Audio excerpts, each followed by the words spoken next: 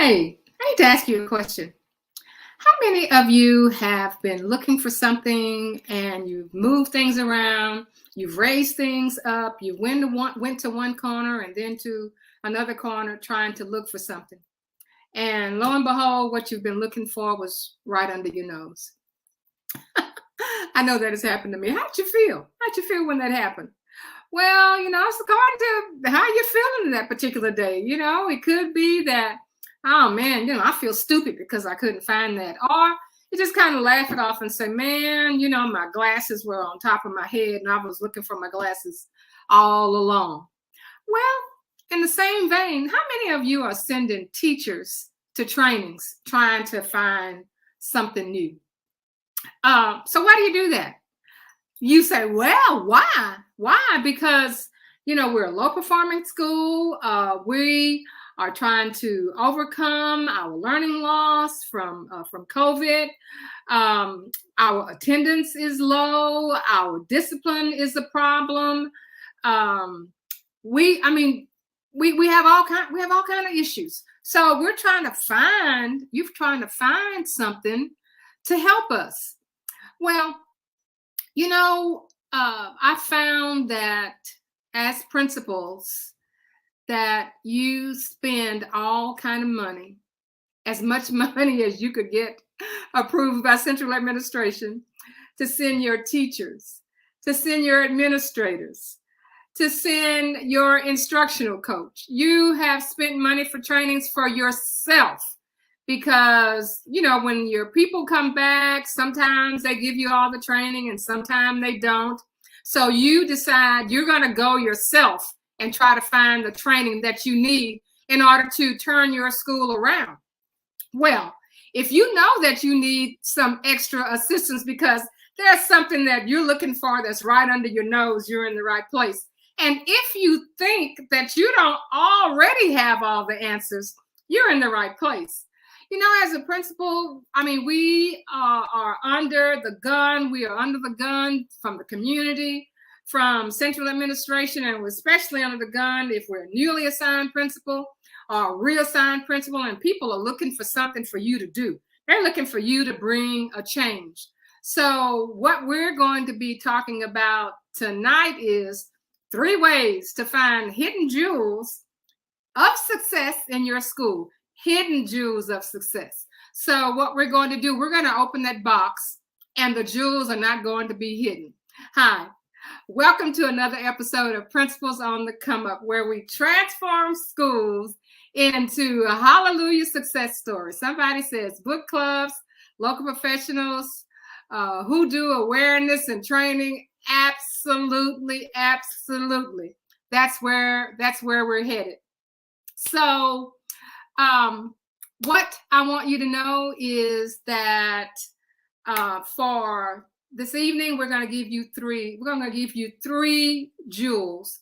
We are going to go into that treasure box and give you 3 jewels to show you that you have things right under your nose that you're not using that's going to bring your school to the success that you're looking for.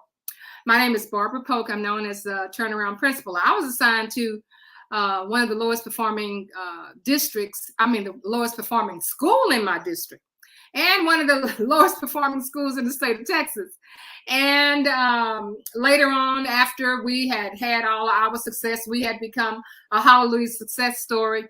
I was chosen by the Harvard Graduate School of Education, their Urban School Institute, to go and to study with other principals like me who had the same kinds of problems so that we could come up with ways for our children to be successful. Because our children who are in poverty, our children who are of color, there is no way they should not be succeeding. With the millions of dollars that we are spending in our community, our students need to be successful. And the traditional way of doing it, following 1, 2, 3, check, check, check. Oh, this is how you do it. And no, that's not going to work in our schools. You, principal, are the one that's going to make things work in your school.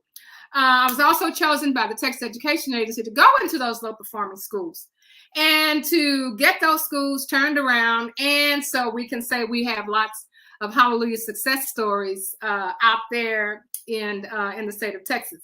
Now, before we go into our three treasures, our three jewels, first thing I want you to do, I want you to go to Facebook, Barbara Ray Polk Consulting, and I want you to share. And also want you to go to YouTube, and I want you to check off on YouTube that you want to be a part of our program. So here we go. Here we go. The first thing I need you to understand is that I had things happening to me that right under my nose, and I didn't even realize it. You know, we have some preconceived notions in education about our children because of the way they act or the way they talk or the way they look. We say, well, you know, that one is smart and that one is low. We in my last school, we had something that was called our spelling bee, and what I saw was one little boy was running up and down. And I said, "What are you doing in here?" He said, "Well, you know, I made it to the finals in spelling bee, and I'm here to be on stage." I said, "Well, you need to just go and have a seat." So again, I see him. He's just jumping up and down. I said, "What? How did you make the finals to get it in here?" I don't know. They told me this is where I'm supposed to be. So anyway, I'm thinking, you know, I don't know who let him in here, but he has no business being in here. And you know, I turn around and get distracted, and all of a sudden I see him up on the stage, and they're asking how to spell words, and he's constantly hitting the button. Oh my goodness. My preconceived notion about him is that you don't belong here because of the way he acted, because of the way he talked. He was a jewel and was right under my nose, and I didn't see it. I just didn't see it. And there's some things that you can do as a principal. You need some options, as the Facebook user said. You need some options. You need some ideas. So the first thing that you have that's right under your nose that you are not using to your maximum, and that is your master teacher or your little newbie teacher who's just burning things up, who's on fire. So I said, well, what can I do with that master teacher? Because, you know, the master teacher, you know, she doesn't feel like being bothered. She wants to do things her way. She doesn't want to do things the way central administration has instructed us, you know, to teach the standards. But you have some results. If you are a newly assigned principal, you have some results to show that, you know, her students are the ones that's getting it done. They're getting the job done. So what can you do? Well, with those two teachers, three teachers, however, one teacher that you may have, you know that they are doing something right in that class. And you have some other teachers who have never been in that classroom. You've been in the classroom. You know how that teacher is instructing. You know how that teacher is doing her lesson plans. So let's see what it says, staff, you changed teacher assignments. And it turned out RLA made a better score than math. Well, of course. I mean, you cannot sit and wait for something to happen. You can't go somewhere to make something happen. You have to make something happen right there where you are. So with your master teacher or your master teachers, you know what standards you are weak on. You know what standards those students absolutely have to have in order to be successful at the next level. So why don't you have your teachers to do the professional development right there on your campus? You said right there on my campus. Yeah, that's right. Right there on your campus. There is a place in your campus, lots of places. We are looking at a library. You may have another place. You may have a media space in your school. Have your professional development right there on your campus. So you say, well, and during the school day, So you say, well, how can I do that? Well, you and the instructional coach, you get together and you decide what teachers you think would be a good fit to do the professional development. And you get with those teachers and you ask them, would they provide some professional development for, some of your new teachers or teachers who have not been exposed to their teaching style? And you come up with your agenda, you come up with your handouts, and here's the key. You get a request for a substitute teacher to be in those teachers' classes for a half day, maybe 2 half days, okay? And you start practicing. You start doing the instruction. I don't know who my Facebook user is, but they're saying, yeah, you had me AP present on rigor teaching. I still remember those points. Exactly. That's the way it's done. That's why our school was a hallelujah success story. That's why people came looking for positions on our campus in January, because we were a hallelujah success story. We use our master teachers. We use our newbies. We use people who were interested in sharing what they had. And if your master teacher is not one, or your teacher of the year. I mean, my goodness, we have all of this recognition for teacher of the year. You got your teacher of the year in that building. Hopefully you got your teacher of the year still in that building. And if you have, then get that teacher, ask that teacher, recognize that teacher as the teacher who is going to be doing the training of colleagues. Now, I know that some of your teachers will say, "Oh, well, I don't know if I can do that. I don't know if I can show them. I don't know if they'll understand the way I teach. The way I teach is not the way they are telling me to teach in central administration. But this is what works for my students." Oh my goodness, that's how you get it done. That's how you get it done. Well, I don't know. Whether I can get a substitute approved for training that's in my building. How do you find out? You ask. And when they tell you no, then you go to them and you explain to them what you're doing, why that's important. Okay? That's how you do it. That's how you do it. You can even have the option of having your master teacher or your newbie. They can even do their training online. You can set that right there up in your building if they feel more comfortable doing it that way. But you have to have some options. You cannot stand around sending people away from your building, getting training, coming back, hoping that the training works, and you don't have any evidence. That's one jewel that you can use. Jewel number 2. What about your PLCs? You say, oh, PLCs, oh my goodness, my goodness. First of all, we can't even get people to get the PLCs on time. Lots of times we don't have an agenda. Or we're doing the same thing over and over and over. We're sitting there listening to people, with excuses in the PLCs. And then some of you have some excellent PLCs. They're just working like a greased wheel. But you can take your PLC, you can make it a linear PLC. Because we're talking about moving into second semester. And second semester, we're going to really be pushing for our students to succeed on our state assessment. So what you need to think about is, how can you take that PLC and have it focusing just on your content areas where you have the most difficult standards?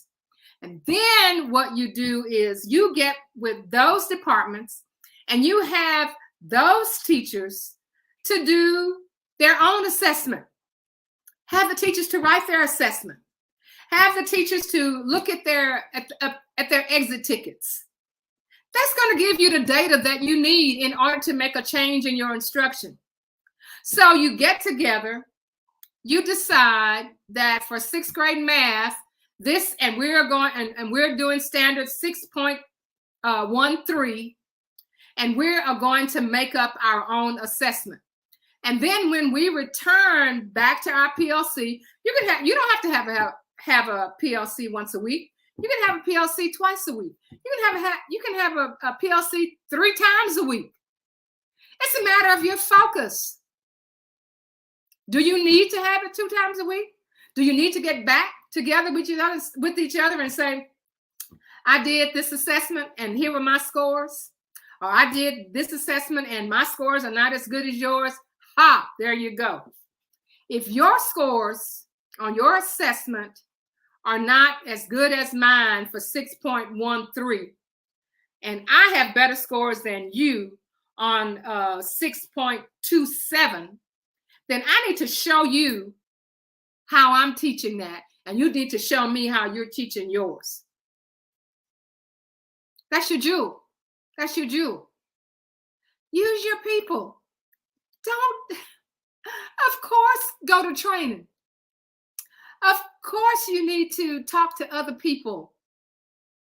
Listen to how they do things. That's the whole part of networking. But you have a network right there on your campus. I tell you another jewel, this is just something extra. Some of you have some substitute teachers who have been subbing, teaching that same content on your campus for years.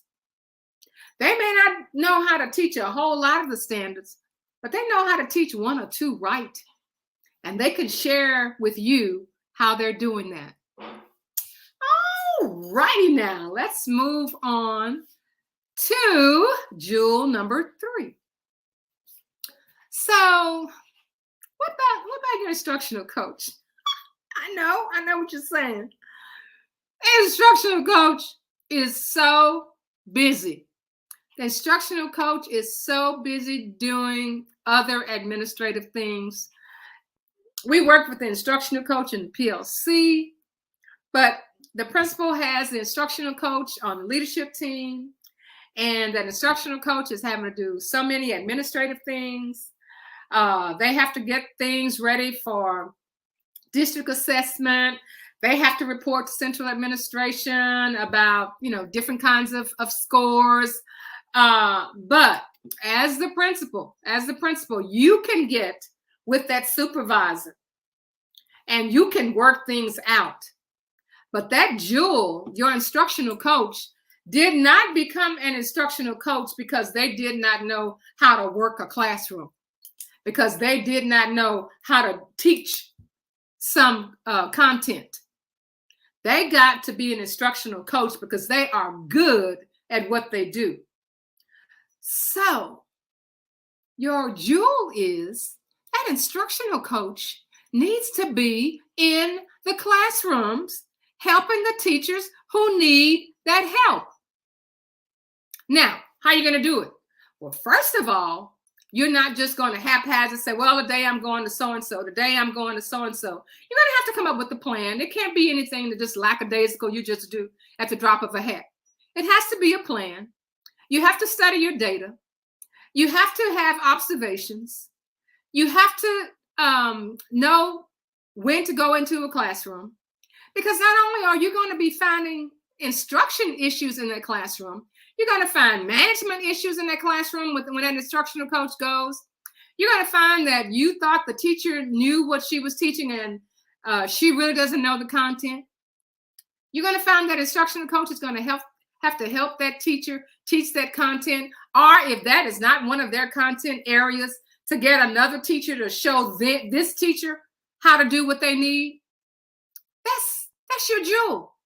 That is your jewel. And then you're going to start all over. So sure, send them to the training. And I mean, sometimes, you'll come back with some good stuff from the training, but you can't keep it. You can't be in a silo. You have to spread it around. You have to show it. You have to add on to something that teachers already know. And you have just found one little small part to add to it where you can get some success with your students. So the 3 jewels that I can give you, something that is right under your nose. You are looking all over the place for the answer, and your answers are right under your nose. Your answer is your master teacher.